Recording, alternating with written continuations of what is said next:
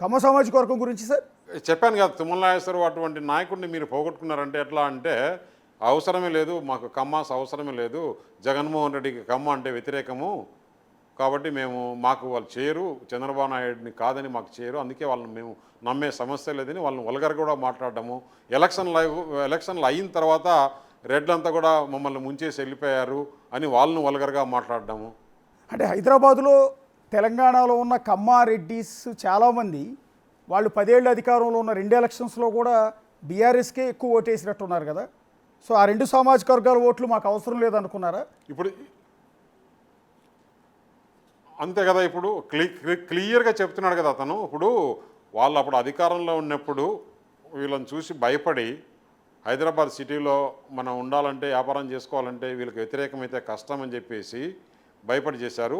ఒక్కసారి అధికారం పోయిన తర్వాత ఏ విధంగా హైదరాబాద్లో ఒక ఎంపీ కూడా రాకుండా పోయింది మనం చూసాం కదా. ఇప్పుడు ఎగ్జాంపుల్ మీకు జూబ్లీ హిల్స్లో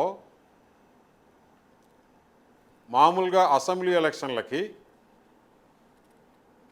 18,000 19,000 వచ్చినాయి బీజేపీకి ఎమ్మెల్యేకి. అదే కాన్స్టిట్యున్సీ పార్లమెంటుకు 60,000 వచ్చినాయి బీజేపీకి. అంటే అప్పుడు ఏమని ఆ ఓటు టీఆర్ఎస్ ఓటు బ్యాంక్ అంతా ఎట్లా షిఫ్ట్ అయింది, ఇటు కాంగ్రెస్కి బీజేపీకి షిఫ్ట్ అయిపోయింది. క్లియర్ లెక్కలు ఉన్నాయి కదా. Yes sir. అంటే కమ్మ సామాజిక వర్గాన్ని ఉద్దేశించి మీరు పొద్దున మాట్లాడింది విన్నాను నేను. కమ్మ నా కొడుకులు అనే పదాన్ని వాడారు కేటీఆర్ అని. మీరు అప్పుడు ఆ పదజాలం కరెక్ట్ కాదని మీరు నచ్చజెప్పే ప్రయత్నం చేశారని కూడా. ఇంకా కూడా ఎక్కువ మాట్లాడినాడు, అది నేను టీవీలో చెప్పే నాకు ఆ సంస్కృతి ఉంది కాబట్టి ఇంకా చెప్పలా. ఓకే, ఈ మాట అయితే స్పష్టంగా అన్నారండి, కమ్మ నా కొడుకులు అనే పదం. మరీ ఆ మాట నాతో అనిపించుకోవడం కూడా అంత బాగలేదు. అందరూ మనకు తెలిసిన వాళ్ళే కాబట్టి ఇంకా చాలు అశోక్. సార్ ఒక్క నిమిషం, లాస్ట్కి వచ్చింది ఏం లేదు.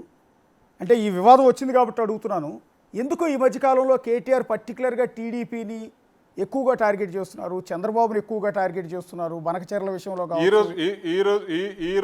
ఈ రోజు కూడా మాట్లాడుతున్నాడు. ఎందుకంటే ఇప్పుడు అతనికి చూసాం, చంద్రబాబు నాయుడు జైలుకి వెళ్తే యావత్ ప్రపంచంలో అందరూ కూడా నిరసన తెలుపుతుంటే హైదరాబాద్లో నిరసన తెలుపుకునే హక్కు లేదా ప్రజలకి? చంద్రబాబు నాయుడు కంబైన్డ్ స్టేట్కు 2 సార్లు ముఖ్యమంత్రి. చంద్రబాబు నాయుడు దగ్గర పాఠాలు నేర్చుకునే వాళ్ళు వీళ్ళ కుటుంబం.